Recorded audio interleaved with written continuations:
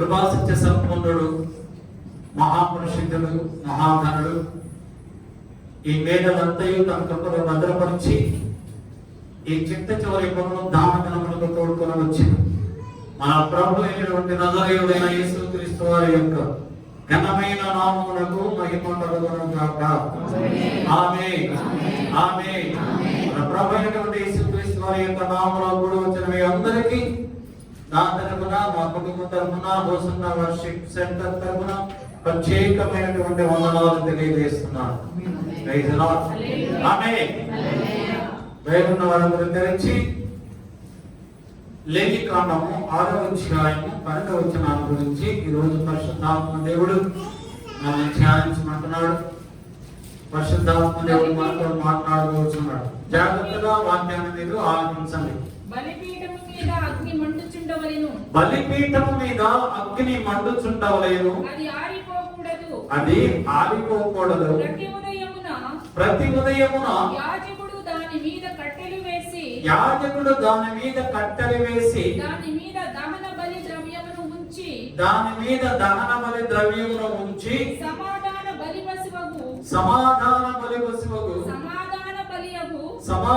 బలియగు పశువు కొవ్వును దహింపవలెను. బలిపీఠము మీద అగ్ని నిత్యము మండుచుండవలెను. అది ఆరిపోకూడదు. హల్లెలూయా, హల్లెలూయా. పరిశుద్ధాత్మ దేవుడు ఈ పునరుద్ధాన దినమందు ప్రభు మనకి ఇచ్చినటువంటి అమూల్యమైనటువంటి శ్రేష్టమైనటువంటి వాక్యం అదేమిటి అంటే, బలిపీఠము మీద అగ్ని నిత్యము మండుచుండవలెను. అది ఆరిపోకూడదు. ఆరిపోకూడదు. బలిపీఠము మీద అగ్ని నిత్యము మండుచుండాలి. అది ఆరిపోతే ఆ జీవితము ఆరిపోయినట్లే. ఆ దీపము ఆరిపోకుండా ఉండాలి. అది నిత్యము వెలిగించబడాలి. అది వెలిగించబడకపోతే, అది మండుచు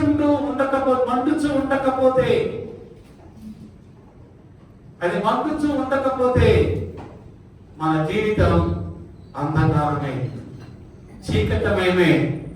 బలిపీఠము అనగా నీ హృదయమే దేవుని యొక్క బలిపీఠం. హల్లెలూయా. మన హృదయమే దేవుని యొక్క బలిపీఠం. ఈ బలిపీఠం మీద పరిశుద్ధాత్మక జ్వాలలు నిత్యము మండుచూ ఉండాలి. అవి ఆరిపోతే నీ జీవితమే ఆరిపోయిన జీవితం, ఆరిపోయిన దీపము వెలుగుతూ ఉన్నంత కాలం, అది ప్రకాశిస్తూ ఉన్నంత కాలం నీతో ప్రకాశింపచేస్తుంది.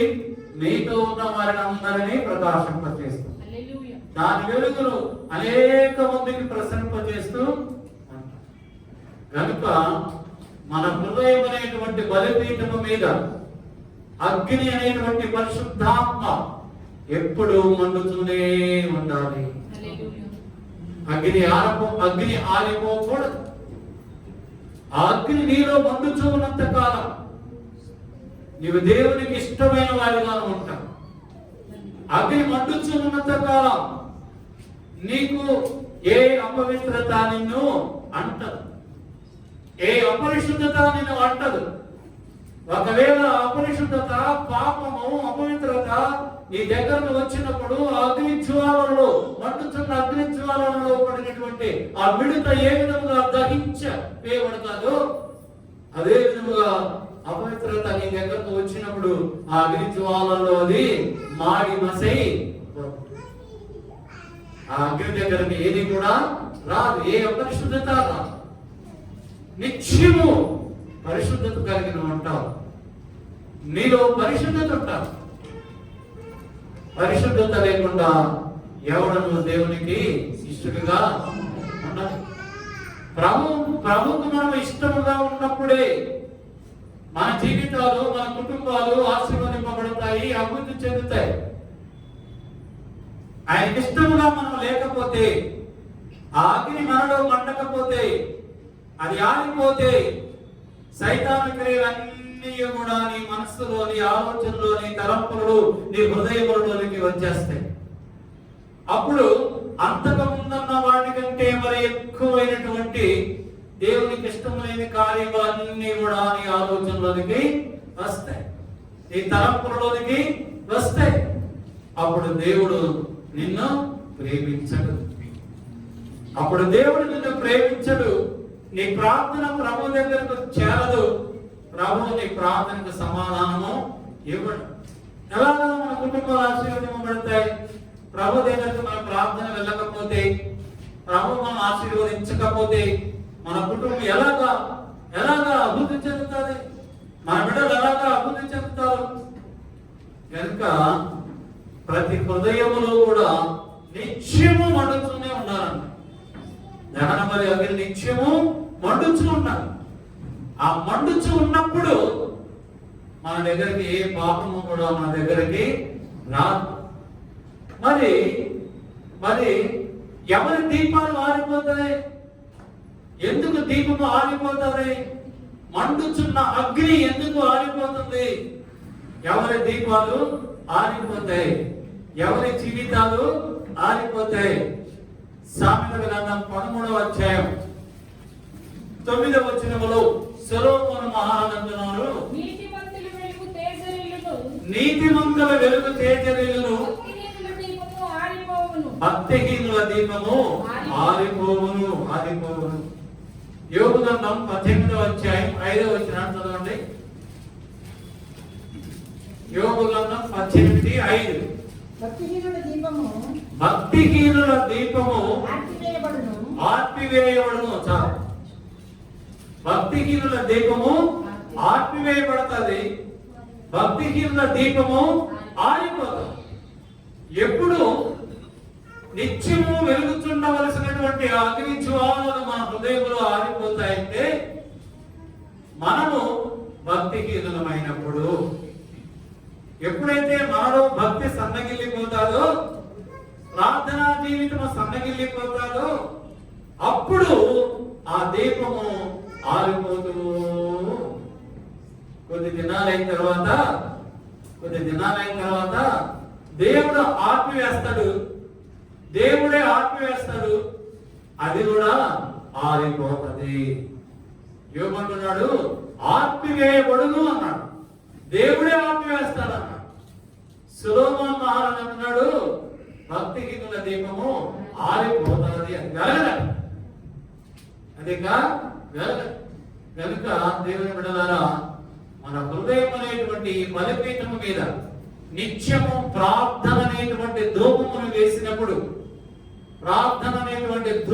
వేసినప్పుడు నీవు పరిశుద్ధాత్మ జ్వాల నీలో ఎప్పుడు కూడా మండుతూనే ఉంటాయి. భక్తిహీనులు కూడా మీరు అనుకోవచ్చు, ఎవరు భక్తిహీనులు? మేమందరము భక్తి గలవారమే. మనం అందరము కూడా భక్తి గలవారమే. అందరము ప్రార్థన చేస్తూనే ఉంటాం. రోజుకి 2 గంటలు, 3 గంటలు, 4 గంటలు ఉపవాసం ఉండి 100 రోజులు, 2 రోజులు, 3 రోజులు అయినా మన ప్రార్థన జవాబు రాదు. ఎందుకంటే భక్తిహీనుల ప్రార్థన ఎలాగా ఉంటది అంటే, హోషేయ గ్రంథం 6వ అధ్యాయము 4వ వచనాన్ని మనం చదువుతున్నాం. హోషేయ గ్రంథం 6వ అధ్యాయం 4వ వచనం. ఎఫ్రాయిము నిన్ను నేనేమి చేతును? యోదా నేనేమి చేతును?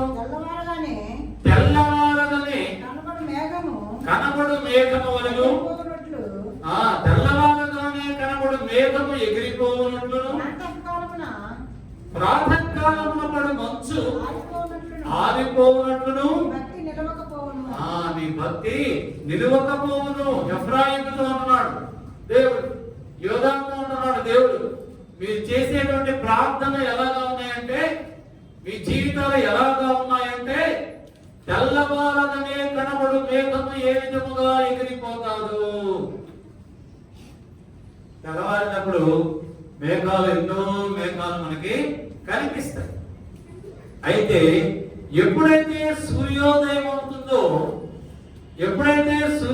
అవుతుందో సూర్యుడు ఉదయిస్తూ ఉంటాడో మేఘాలన్నీ కూడా చల్లా చెదరై పోతాయి. ఒక్క మేఘం కూడా తర్వాత మనకి కనిపించదు. అంటే మన భక్తి ఎలాగా ఉంటుందంటే అన్నీ ఉన్నప్పుడు బాగానే ఉంటారు. నా దేవుడు, మా విశ్వాసము, మా ప్రార్థన, మా పిల్లలు, మా సంసారం అంతా బాగానే ఉంటది.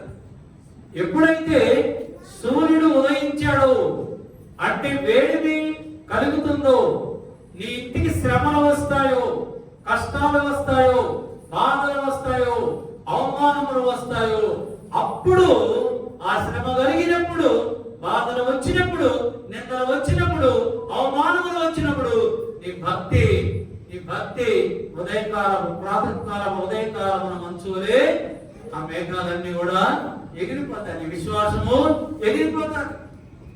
ప్రభు అంటున్నారు, ప్రార్థన చేస్తే నా కుమారుడా నీ విశ్వాసము ఎక్కడ? Where is your faith? ఈ విశ్వాసం ఎక్కడ అని అడుగుతున్నాడు. ఆ తర్వాత రాయబడుతుంది, ప్రాతకాలమునప్పుడు మంచు ఆరిపోవునట్లు. ప్రాతకాలం, ఉదయకాలం మంచు వస్తాయి. అయితే ఆ మంచు ఎంతసేపు ఉంటుంది మంచు? సూర్యుడు ఉదయించిన తరువాత. ఎప్పుడే సూర్యోదయం అవుతూ ఉంటాదో, సూర్యోదయం అయ్యే కొలది మంచు మనకి కనిపించదు. అలానే భక్తిహీనుల ప్రార్థనలు ఆవిరైపోతూ ఉంటాయి.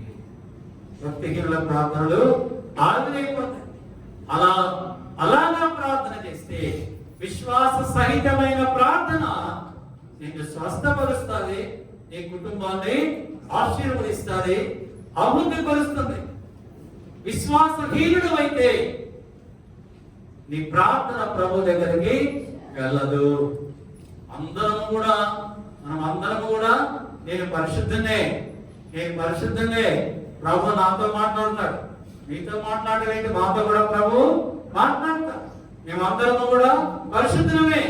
నువ్వేంటి నీతోనే ప్రభు మాట్లాడతాడని, నువ్వే గొప్పవాడు అని నువ్వే హెచ్చించుకుంటున్నావేంటి?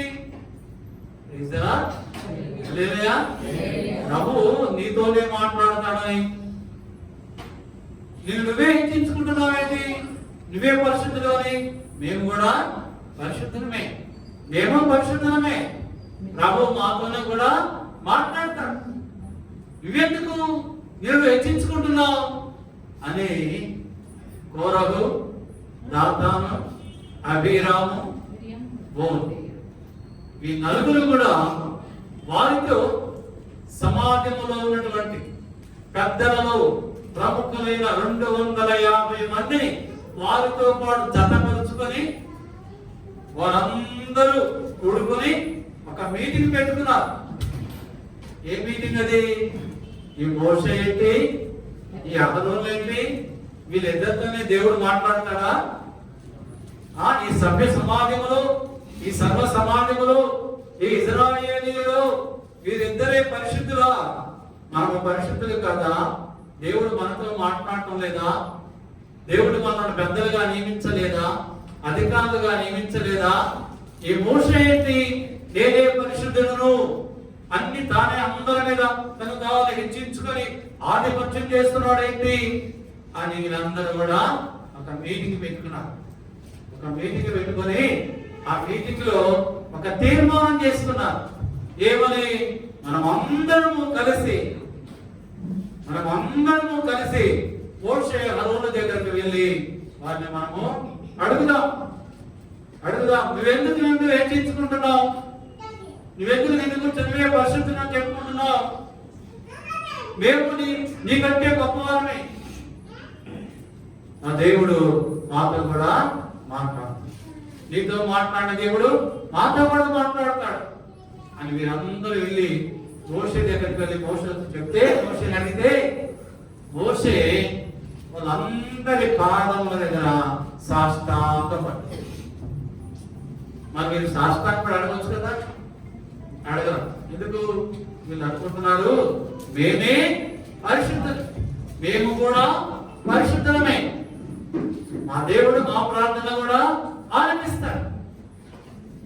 మోషే తను తాను హెచ్చించుకుంటున్నాడు అని మోషేని అడిగితే, మోషేకి హెచ్చించుకోవడము తెలుసు, తగ్గించుకోవడం కూడా తెలుసు. హెచ్చించుకోవడము తెలుసు, తగ్గించుకోవడం కూడా తెలుసు. అందుకే దేవుడు మోషేని ఏర్పాటు చేసుకున్నాడు. సాష్టాంగపడి మోషే అంటున్నాడు, ఇదిగో రేపటి దినమున మన దేవుడైన యెహోవా మందిరానికి మీరందరూ కూడా రండి. అక్కడ దేవుడే మీతో మాట్లాడు, దేవుడే మనందరికీ మీకు నాకు తీర్పు తీరుస్తాడు. ప్రభు ఎలా చెప్తే మనం అలాగా చేద్దాం అని మోషే వారితో చెప్పాడు. వాళ్ళందరూ కూడా వెళ్ళిపోయారు. వాళ్ళందరూ వెళ్ళిపోయారు. దేవుడైన యెహోవా మోషేతో మాట్లాడుతున్నాడు. మోషే, రేపటి దినమున కోరహు, దాతాను, అబీరాము, ఓన్ వాళ్ళందరినీ, వారి కుటుంబములు, వారి స్నేహితులు, వారి బంధువులు, వారికి కావలసిన వారు, వారందరినీ ఒక చోట చేర్చు. వారందరినీ ఒక స్థలంలోనికి రమ్మను. మిగతా వారందరినీ దూరంగా ఉండి చూస్తూ ఉండమను. నేను వారి మధ్యలోనికి వచ్చి భూమి నెరవేడుగా వారందరినీ పాతాళము మృంగివేస్తాను మోషే అని దేవుడు మోషేతో మాట్లాడాడు. ముందుగానే మాట్లాడాడు. వారందరినీ పాతాళము మూసివేస్తాడు. మోషే వారిని పిలిచి సర్వసభ్య సమాజాన్ని పిలిచి మిగతా వాళ్ళందరినీ దూరంగా వెళ్ళమని, ఈ యొక్క 4 కుటుంబాలు, వారి స్నేహితులు, వారి బంధువులు, వారికి కావాల్సిన వాళ్ళందరినీ మాత్రమే అక్కడ ఉంచాడు. వారితో చెప్తున్నాడు, ఇదిగో ఇప్పుడు యెహోవా చేయబడేటువంటి గొప్ప అద్భుతాలు మీరు చూస్తారు అన్నాడు. చెయ్యి అక్కడ ఇంకా కిందకి దిగలేదు. అన్న వెంటనే భూమి నెరవేర్చింది.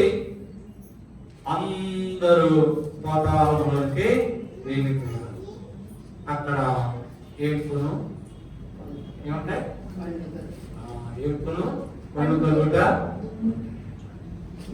అక్కడికి వెళ్ళిపోయారు. అంటే పాతాళం అందరూ కూడా చచ్చిపోయి ఆ నరకంలోనికి వెళ్ళిపోయారు. మరి ఇంకా 250 మంది ఉన్నారు కదా, ఈ పరిశుద్ధులందరూ లోపలికి వెళ్ళిపోయారు. ఇంకా 250 మంది ఉన్నారు కదా, వారితో కూడా వచ్చిన వాళ్ళు.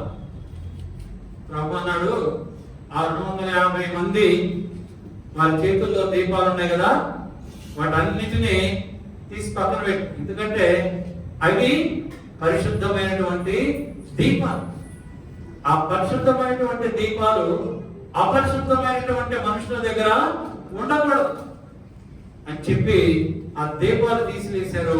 వీరందరూ కూడా అగ్నిలో, అందరూ చూస్తుండగానే అగ్ని వచ్చి ఆ 250 మందిని దహించి వేసింది. ఎవరు భక్తిహీనులు? పరిశుద్ధులు అనుకున్న వారు భక్తిహీనులు. మరి మోషే పరిశుద్ధుడు, అహరోను పరిశుద్ధుడు. అందుకే దేవుడు వారిని ఏర్పాటు చేసుకున్నారు. పరిశుద్ధులు ఎప్పుడు కూడా దేవుని మాటకు, దేవుని దర్శనానికి, దేవుని వాక్కుకు వారు లోబడే జీవిస్తారు. అందుకే దేవుడు వారిని ఏర్పాటు చేసుకుంటారు. ఈ కోరహ లాంటి వాళ్ళని దేవుడు ఏర్పాటు చేసుకుంటారు. వీరు భక్తిహీనులు. వీరి దీపాలు ఏమైపోయినాయి? వీరి జీవితాలు ఏమైపోయినాయి? ఆరిపోయిన జీవితము. మనం భక్తిహీనులుగా ఉంటే మన జీవితాలు ఆరిపోతాయి, మన కుటుంబాలు ఆరిపోతాయి, మన ఆశీర్వాదముల్ని మనము కోల్పోతాము. లేనిపోయినటువంటి సమస్యలు మన కుటుంబానికి ఆవరిస్తాయి. కనుక దేవుని సంగమా, నిత్యము మన హృదయములో ఆ అగ్ని మండుతూ ఉన్నారు. అది మండుతూ ఉన్నప్పుడు ఇటువంటి కల్మషాలు ఏవి కూడా ఇటువంటి లోక సంబంధమైనటువంటి ఆధిక్యతకు కావలసినటువంటి ఆలోచనలు ఏవి కూడా మన దగ్గరికి రావు. ఎందుకంటే ఆ పరిశుద్ధాత్ముడే మన నిత్యము కూడా పరిశుద్ధతలోనికి నడిపిస్తూ ఉంటాడు. సంఖ్యాకాండము 16వ అధ్యాయంలో 1, 2, 3 వచనాల్లో ఇవి ఉంటాయి. 30 నుంచి 33 వచనాల వరకు కూడా ఉంటాయి. తర్వాత ఇంటికి వెళ్ళి 16వ అధ్యాయం మీరు చదువుకోండి. సంఖ్యాకాండం తర్వాత దేవుడు మరొక విషయాన్ని మనం చేస్తాం.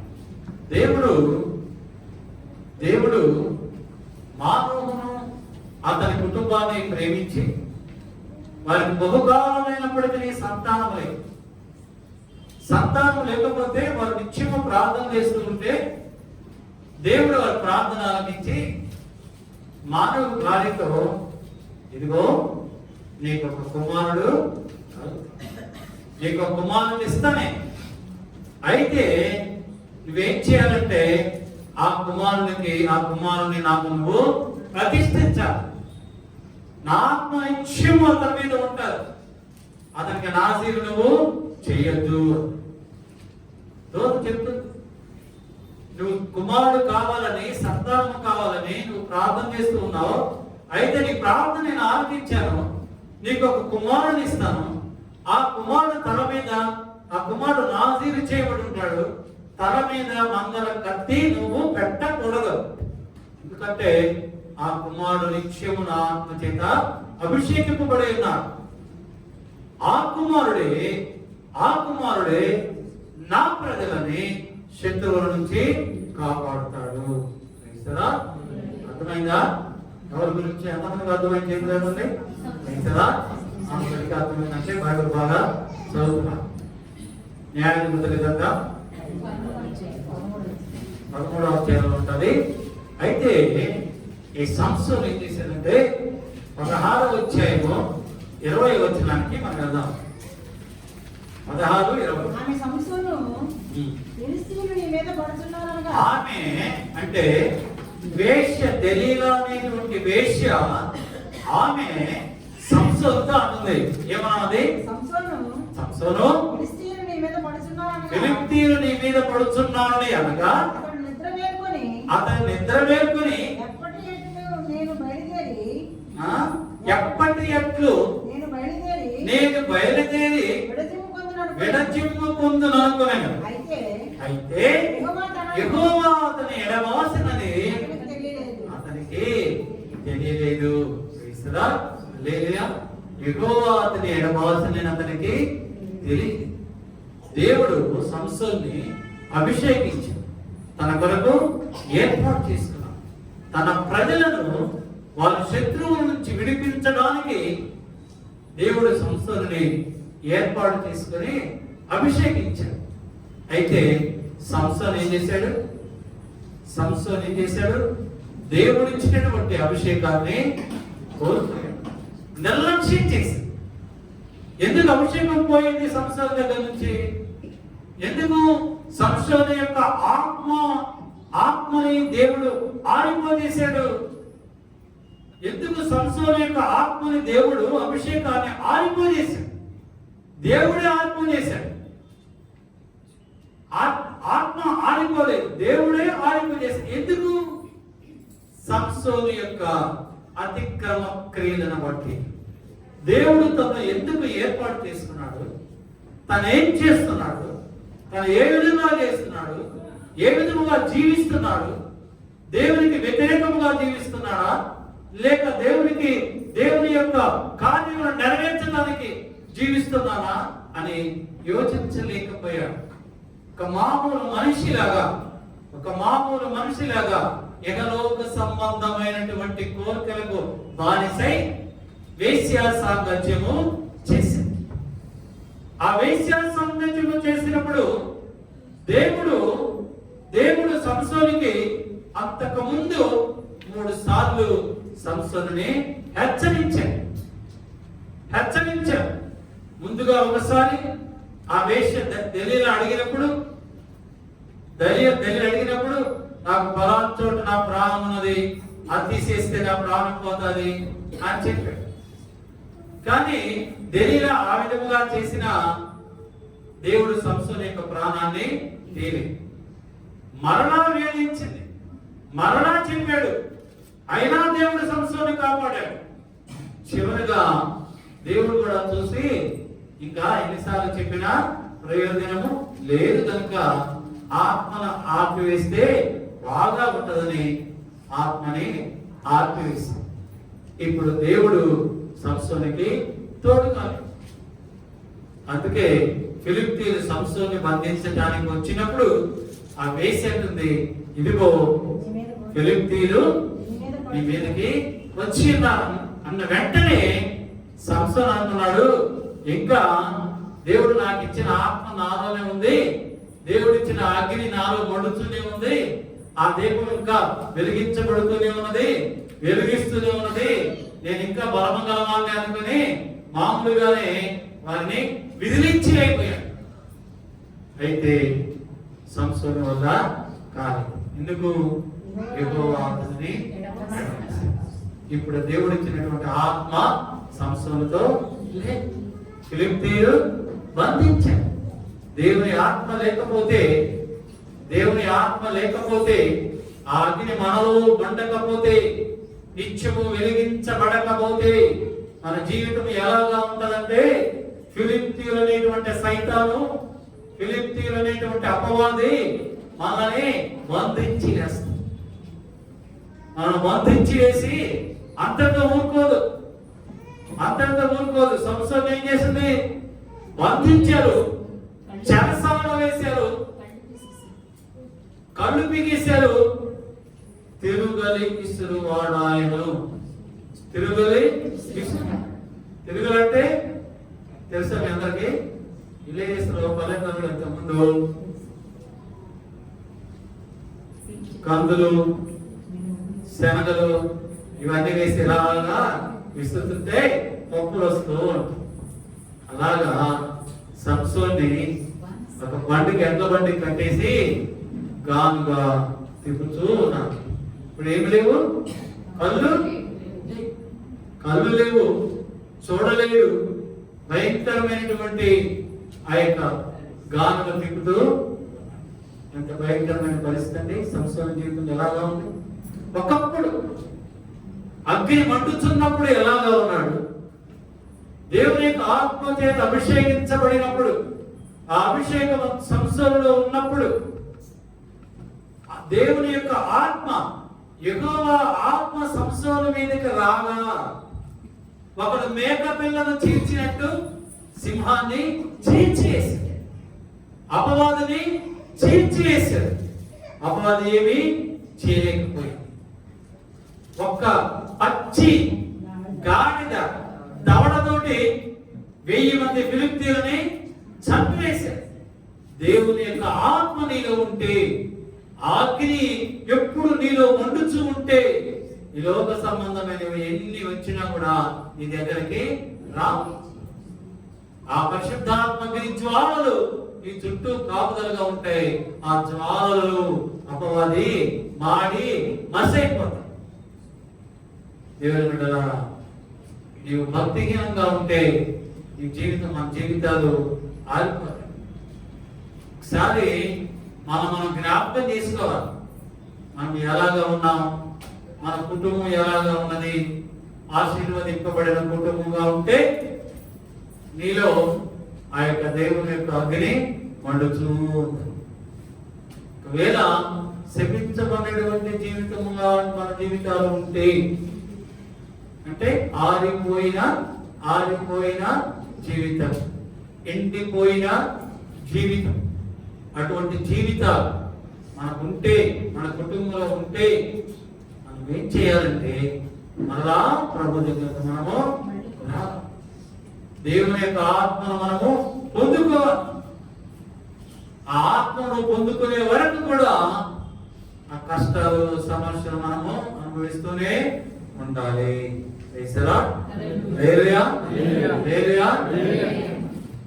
దైవజనుడైనటువంటి సమూయేలు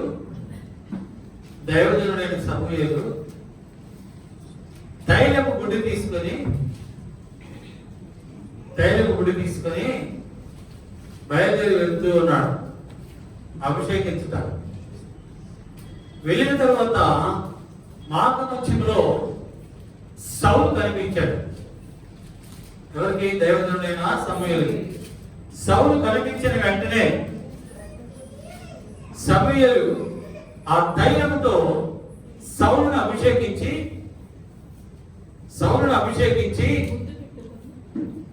ముద్దు పెట్టుకొని సౌలుని, ఇదిగో యెహోవా నిన్ను అభిషేకించి ఉన్నాడు, తన స్వాస్థ్యము మీద నిన్ను అధిపతిగా నియమించి ఉన్నాడని చెప్పి ఇలాగ సెలవిచ్చాడు. ముద్దు పెట్టుకున్నాడు, అభిషేకించాడు. ఇదిగో నీ దేవుడైన యెహోవా, మన దేవుడైన యెహోవా తన ప్రజల మీద నిన్ను రాజుగా చేశాడు. లేదుగా ఇప్పుడు సౌలు మీద ఏమున్నది? దేవుని అభిషేకము ఉన్నారు. సౌలు ఎక్కడికి వెళ్ళినా కూడా దేవుడు సౌలుకి తోడై ఉన్నాడు. ఎవరి మీద యుద్ధానికి వెళ్ళినా, ఎవరి పక్షముగా యుద్ధానికి వెళ్ళినా అన్నింటి మీద దేవుడు సౌలుకి గొప్ప జయము అనుగ్రహించాడు.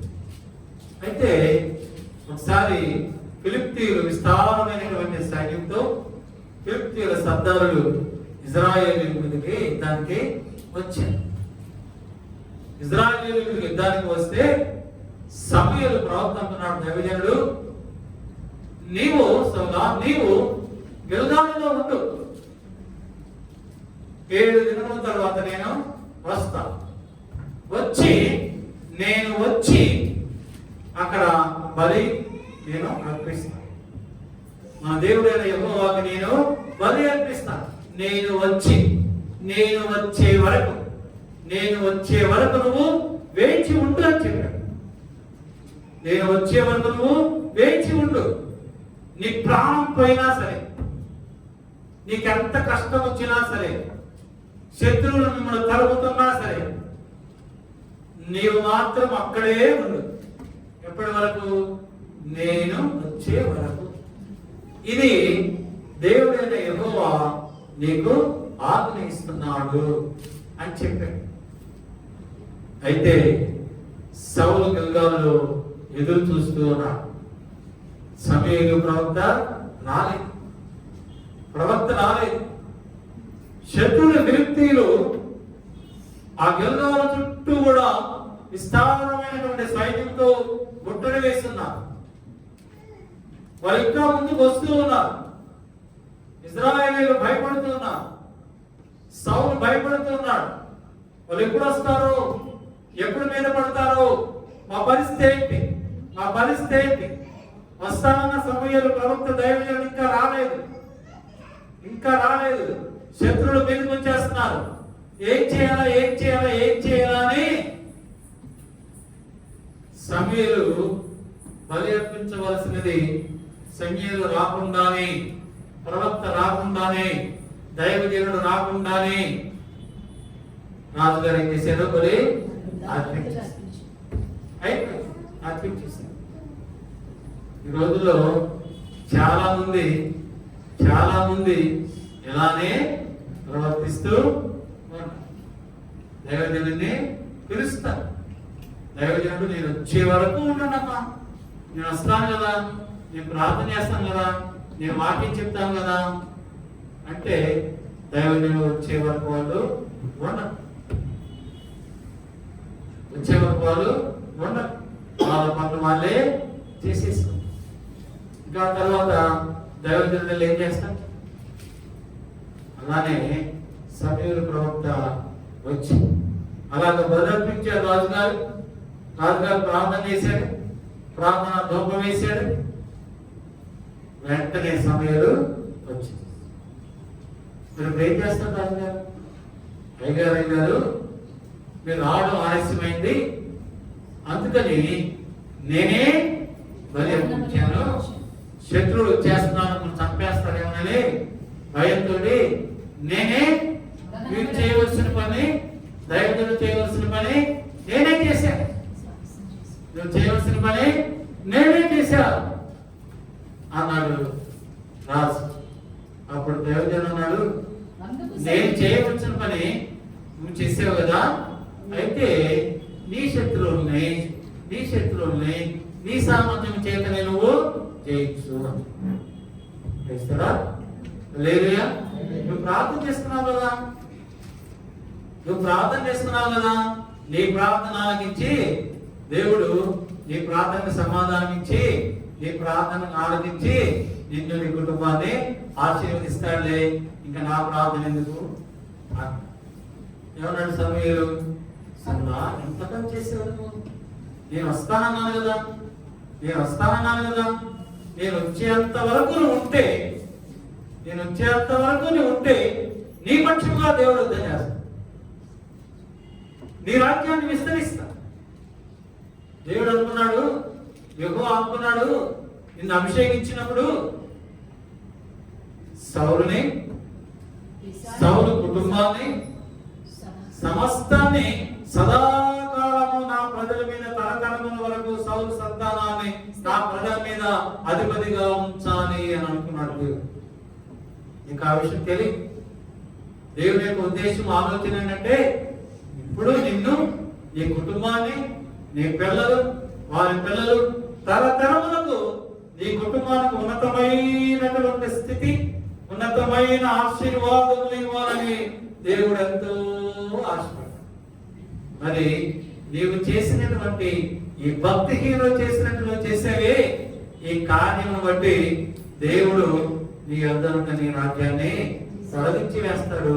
ఆయనకి ఇష్టానుసారుడైన ఒక వ్యక్తిని ఏర్పాటు చేసుకున్నాడు.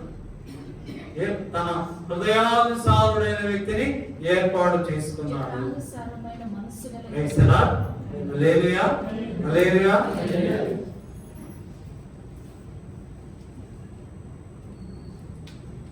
చదవండి సమూయేలు గ్రంథం, మొదటి సమూయేలు గ్రంథం 16వ అధ్యాయం 13, 14 చదవండి.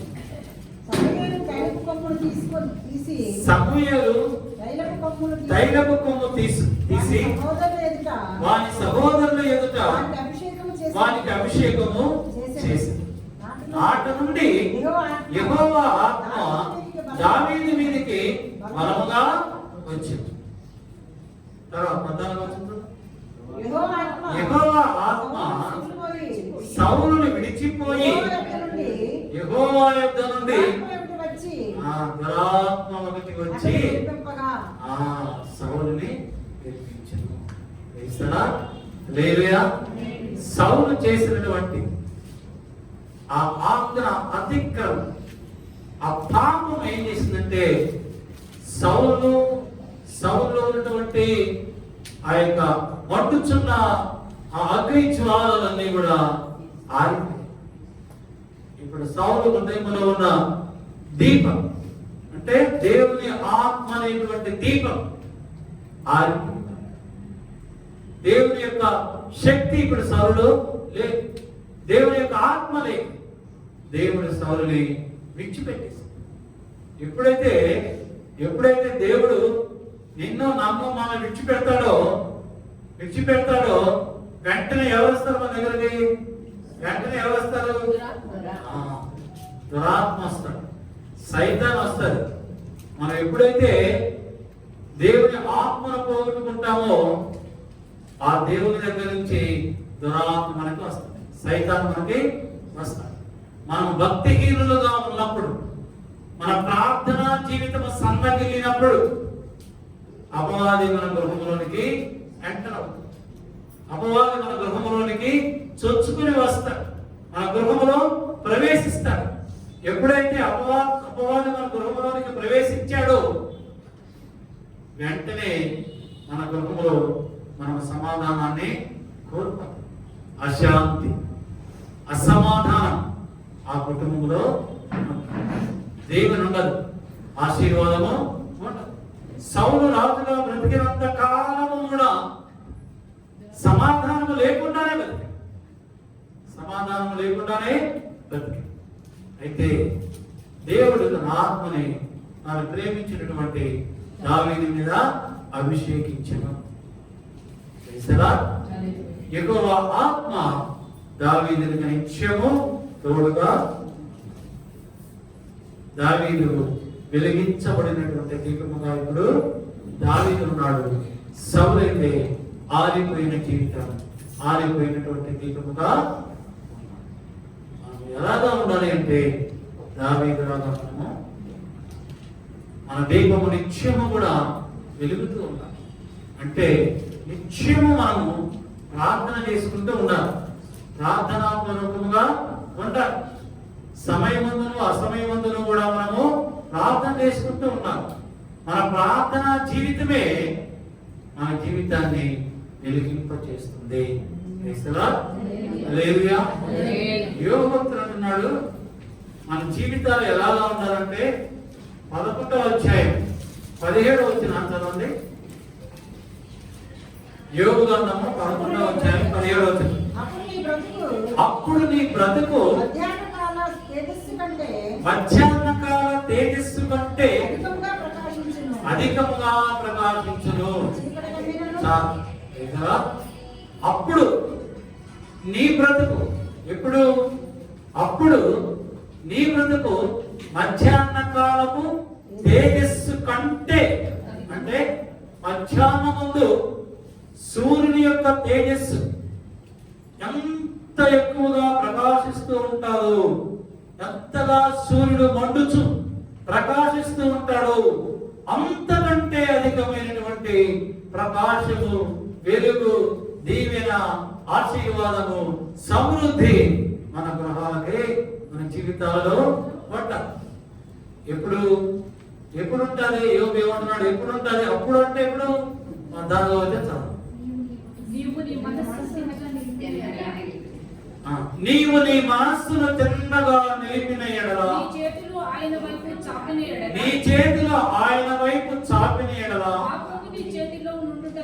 పాపము నీ చేతిలో నుండుట చూచి పాపమును విడిచిన ఎడల, నీ గుడారములో నుండి దుర్మార్గమును కొట్టివేసిన ఎడల, నిశ్చయముగా నిర్దోషివై నీవు సంతోషించదవు, నిర్భయుడవై నీవు స్థిరపడదెవు. హల్లెలూయా. నిర్దోషిగా మనము సంతోషించాలి, నిర్భయులమై మనము స్థిరపడి ఉండాలి మన కుటుంబాలు. అలాగా మధ్యాహ్న కాలపు తేజస్సు వలె అంతకంటే అధికమైన ప్రకాశము మన గృహాలలో, మన జీవితాలలో వెలిగించబడాలి అంటే, ప్రకాశించబడాలి అంటే మనము పాపమును విడిచిపెట్టాలి. హల్లెలూయా. ఇష్టమున్నా ఇష్టం లేకపోయినా, నాకు ఇష్టం ఉన్నా ఇష్టం లేకపోయినా, దేవుని యందు నుండి మనము, మన బిడ్డలు, మన కుటుంబము సమృద్ధి అయినటువంటి దీవెనలు, ఆశీర్వాదములు నిత్యము పొందుకోవాలి అంటే, సమాధానము నిత్యము పొందుకోవాలి అంటే, మన ఉద్యోగాలు కానీ, మన వ్యాపారాలు కానీ, మన పనులు కానీ ఆశీర్వదింపబడాలి అంటే మనం ఏం చేయాలంటే పాపమును విడిచిపెట్టాలి. పాపమును విడిచిపెట్టాలి, దుర్మార్గతను కొట్టివేయాలి. మన గృహంలో ఎటువంటి దుర్మార్గకరమైనటువంటి ఆలోచనలు ఉండకూడదు, మోసపూరితమైన ఆలోచనలు ఉండకూడదు, అపవిత్రమైనటువంటి ఆలోచనలు ఉండకూడదు. పాపమునకు దూరముగా ఉండాలి, పాపమును విడిచిపెట్టాలి. అప్పుడు నీ జీవితం, నీ కుటుంబము మధ్యాహ్న కాలపు తేజస్సు వలె అంతకంటే ఎక్కువగా అధికముగా ప్రకాశిస్తుంది.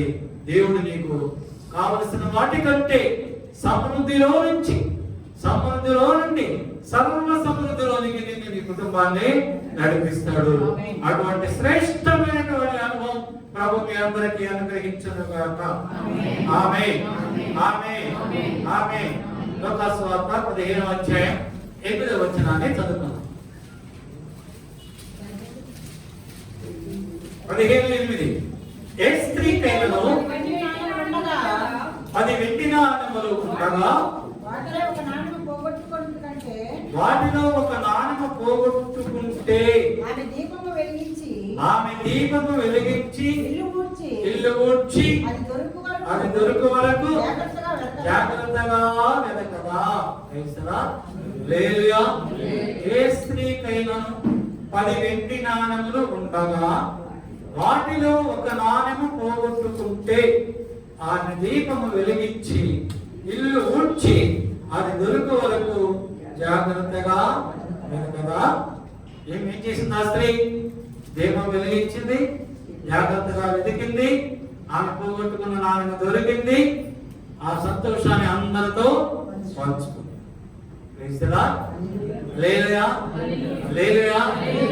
ఎప్పుడైతే దేవుని యొక్క ఆ అగ్నిజ్వాలలు, దేవుని యొక్క పరిశుద్ధాత్మ బలిపీఠం అనేటువంటి మన హృదయములో మండుచు ఉన్నప్పుడు, ఆ వెలుగు మన హృదయంలో ప్రకాశిస్తూ ఉన్నప్పుడు, నువ్వు ఏదైనా ఒక ఆశీర్వాదం నువ్వు పోగొట్టుకుంటే దాని గురించి నువ్వు చింతించనక్కరలేదు. ఎందువలనగా ఆ మండుచున్న అగ్నిజ్వాలై గొప్ప వెలుగై నువ్వు పోగొట్టుకున్న ఆ దీవెన, ఆశీర్వాదాన్ని తిరిగి నీ దగ్గరకు తీసుకుని వస్తాయి. దేవుని యొక్క ఆత్మ నీ దగ్గర లేకపోతే, ఆ అగ్ని నీలో మండకపోతే, నువ్వు ఒక దీవెన ఆశీర్వాదం నువ్వు పోగొట్టుకుంటే తిరిగి నీవు దానిని పొందుకొనలేవు, దాన్ని నువ్వు కనుగొనలేవు. అది ఎక్కడ పోగొట్టుకున్నావో నీకు తెలియదు. దేవుని ఆత్మ ఎవరికైతే ఉంటాదో వారికి ఆత్మే వారికి బయలుపరుస్తుంది. నా కుమారి, నా కుమారుడా, నువ్వు ఆశీర్వాదం పోగొట్టుకున్నావు అంటే నువ్వు చేసినటువంటి దేవునికి వ్యతిరేకమైనటువంటి ఆ క్రియ, ఆ పని నువ్వు చేసావు. అందుకే ఆ దేవుని పోగొట్టుకున్నావు. నువ్వు మరలా ఆ దేవుని పొందుకోవాలి అంటే మరలా నువ్వు నీ అభిషేకంతో ప్రార్థన చేసి ఆ దేవుని నువ్వు పొందుకోవాలి. పరిశుద్ధాత్మ దేవుడు మనకి సహాయము చేస్తాడు. ఆ స్త్రీ కూడా, ఆ స్త్రీ అభిషేకించబడ్డ స్త్రీ ఆ బలిపీఠం మీద అగ్ని జ్వాలలు మండుచూ ఉన్నాయి. ఇక నాన్న పోగొట్టుకుంది, నిరుత్సాహపడలేదు. తన ఆత్మ చేత ఆ నాణ్యం ఎక్కడ పోయిందో గ్రహించగలిగింది. దాన్ని వెతికినప్పుడు ఆ నాణ్యాన్ని, ఆ దీవెన, ఆశీర్వాదం అనేటువంటి, ఆ బహుమానం అనేటువంటి ఆ నాణ్యమును తిరిగి పొందుకుంది. ఎక్కడ లేని సంతోషం, ఆ సంతోషాన్ని అనేక మందితో పంచుకున్నారు. కనుక మనం ఎలాగా ఉండాలి అంటే ఆరిపోయిన దీపములాగా మనము ఉండకూడదు. వెలిగించబడిన దీపములాగా మనము ఉండాలి. ప్రకాశించుచున్న దీపములే మనము ఉండాలి. మనం ప్రకాశించుచున్న దీపములే మనం ఉండాలి అంటే అగ్ని అభిషేకం మనలో ఉండాలి. ఆ యొక్క బలిపీఠం మీద అగ్ని మండుచు ఉండాలి. కోల్పోతే, వారిపోతే దేవుని సన్నిధికి నువ్వు వెళ్ళలే, దేవుని సముఖమునకు నీవు వెళ్ళలే. పెండ్లి కుమారుడు వేవేల దూతల సమూహంతో నిన్ను ఎదుర్కోవడానికి వచ్చుచున్నప్పుడు నీలో భక్తిహీనత కనిపిస్తే నువ్వు ఆయన్ని ఎదుర్కొనలేవు. పెండ్లి కుమారుడు నువ్వు చూడలేవు. దేవుడు నిన్ను ప్రేమించి, నిన్ను అభిషేకించి, నీలో అగ్ని మండించినప్పుడు ఆ అగ్ని నువ్వు నిత్యము కూడా కాచుకుంటూ ఉన్నారు, కాపాడుకుంటూ ఉన్నారు. అది ఆరిపోకూడదు. అలా వస్తాయి, గాలులు వీస్తాయి, సుడిగాలులు అనేటువంటి సమస్యలు వస్తాయి, అలలు అనేటువంటి సమస్యలు వస్తాయి, సుడిగుండాలు అనేటువంటి వ్యాధులు వస్తాయి. ఎన్ని వ్యాధులు వచ్చినా, ఎన్ని సమస్యలు వచ్చినా, ఎన్ని అలలు ఇచ్చినా, ఎన్ని గాలులు ఇచ్చినా ఆ అగ్నిని నువ్వు ఆత్మపడదు, అది వెలుగుతూనే ఉన్నాడు. ఆ సమస్యలను చూసి నువ్వు భయపడ్డావా? వ్యాధులను చూసి నువ్వు భయపడ్డావా? శ్రమలను చూసి నువ్వు భయపడ్డావా? కష్టాలను చూసి నువ్వు భయపడ్డావా? నువ్వు ఆత్మను నువ్వు పోగొట్టుకుంటావు. శ్రమలను చూసి, కష్టాలను చూసి, బాధలను చూసి వాళ్ళ దగ్గరికి, వీళ్ళ దగ్గరికి సహాయం కొరకు వెళ్తే, వాళ్ళ సహాయం పుచ్చుకుంటే, వాళ్ళు ఎంతంటే సలహాలు పుచ్చుకుంటే, ఆ సలహాల ప్రకారం నువ్వు జీవిస్తే నువ్వు దేవుని మీద నువ్వు ఆధారపడలేదు, దేవుని మీద నువ్వు విశ్వాసం ఉంచలేదు. ఎవరి మీద ఉంచావు? అపవాదం మీద ఉంచావు. అంజుల మీద ఉంచావు, విగ్రహారాధికుల మీద ఉంచావు, స్నేహితులను ఆశ్రయించావు, విగ్రహారాధికులను ఆశ్రయించావు. ఇంకా నీలో అగ్ని మండదు. నీలో అగ్ని మండదు, అది ఆరిపోతుంది.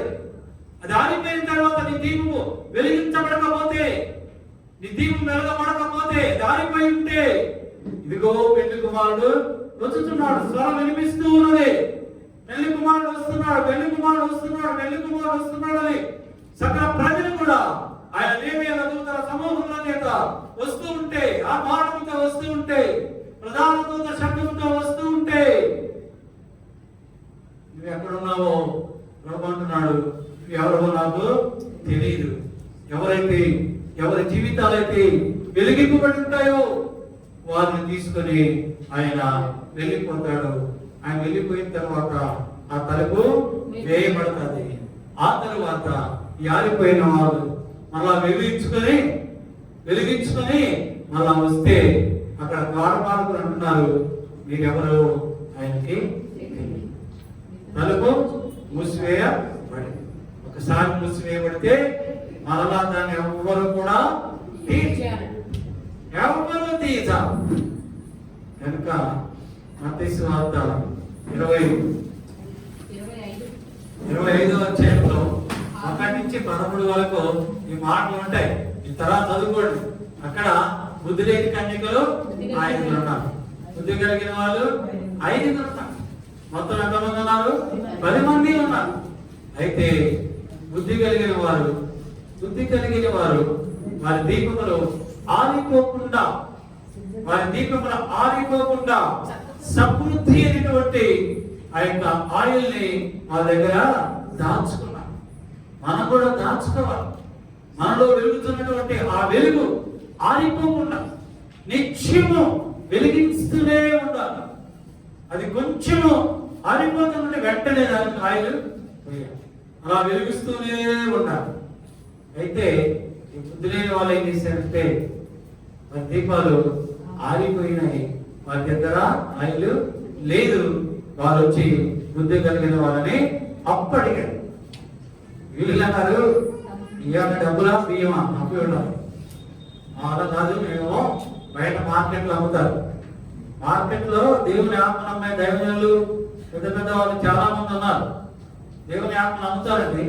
తెలుసా మీకు? తెలీదా? అమ్ముతారు. మీరు మా దగ్గరకు వస్తే వాళ్ళకి డబ్బులు ఇస్తే వాళ్ళు ప్రార్థన చేసి, ఇదిగో దేవుని అభిషేకించాడు, ఈ రోజు నుంచి నువ్వు ఏమైనా నువ్వు చేసుకోవచ్చు, నువ్వు కూడా 10 మందిని అభిషేకించే డబ్బులు సంపాదించుకోవచ్చు. వీళ్ళు వెళ్ళారు, మార్కెట్లో కొనుక్కోవడానికి వెళ్ళారు. దొంగ సర్టిఫికెట్ కొనుక్కొని వచ్చారు. దొంగ సర్టిఫికెట్ కొనుక్కొని వచ్చేస్తే అక్కడ వాళ్ళు వచ్చేసరికి ఏమైంది? తలుపులు మూసివేయి ఉంటాయి. తలుపులు తెరవబడలేదు. వాళ్ళు ఏం చేశారు? వచ్చిందానే వెళ్ళిపోయారు. అలానే ఉంటుంది పరిస్థితి. మన ప్రభు ఎప్పుడు వస్తారో మనకి ఆయన వచ్చినప్పటికీ మనం ఆయనతో కలిసి వెళ్ళాలంటే ఆయన మనకు అనుగ్రహించినటువంటి ఆ దీపాన్ని, ఆ జ్వాలని ఎప్పుడు కూడా వెలిగిస్తూనే ఉంటారు. అవి ఆరిపోకూడదు. కోసన్న వర్షం సంధిలో ఉన్న దేవుని బిడ్డలారా, మీ జీవితాలు ఎప్పుడు కూడా వెలిగించబడిన జీవితాలుగానే ఉండాలి. ప్రభు అటువంటి శ్రేష్టమైనటువంటి అనుభవాన్ని మీ అందరికీ అనుగ్రహించును గాక. ఈ వాక్యం ద్వారా ప్రభు మిమ్మల్ని ఆశీర్వదించును గాక. ఆమేన్, ఆమేన్. ప్రార్థించండి. మా మంచి దేవుడు, గొప్ప దేవుడు, సైన్యముల నడుపుదేవ దేవుడు, మా ప్రభు, మా యేసయ్య, మా పితరులైన అబ్రహాము, ఇస్సాకు, యాకోబుల దేవుడు, మా దేవుడు, మా ప్రభు, ఈ యొక్క మేఘల చిట్ట చివరి దాని దాసుని ముఖాంతరం మీరు మాట్లాడినటువంటి అతి శ్రేష్టమైనటువంటి లేఖనను బట్టి మీకు స్తుతులు స్తోత్రాలు దేవుడు.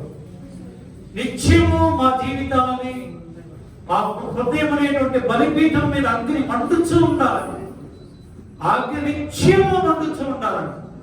పాపం అనేటువంటి పురుగులు అగ్ని జ్వాలలు మాడి మసైపోవాలని మాతో మాట్లాడేవారు. పాపము మా దగ్గర చేరకుండా అగ్ని జ్వాలలు నిత్యము మన కాపు కాస్తూ ఉండులాగున సహాయం చేయి బ్రహ్మ. ఆ సంఘ బిడ్డలందరి చుట్టూ అగ్ని జ్వాలను, పరిశుద్ధాత్మ అగ్ని జ్వాలను కాపుదలుగా ఉంచు బ్రహ్మ.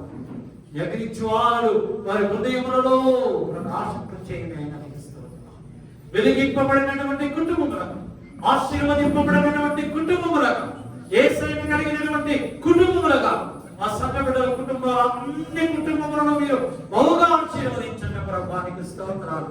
ఆ సంఘములో ఆరిపోయిన కుటుంబం ఒక్కటి కూడా ఉండకూడదు ప్రభు. ఈ ఆశీర్వాదముల వర్షములు సమృద్ధిగా కుమ్మరించు ప్రభువానికి స్తోత్రాలు.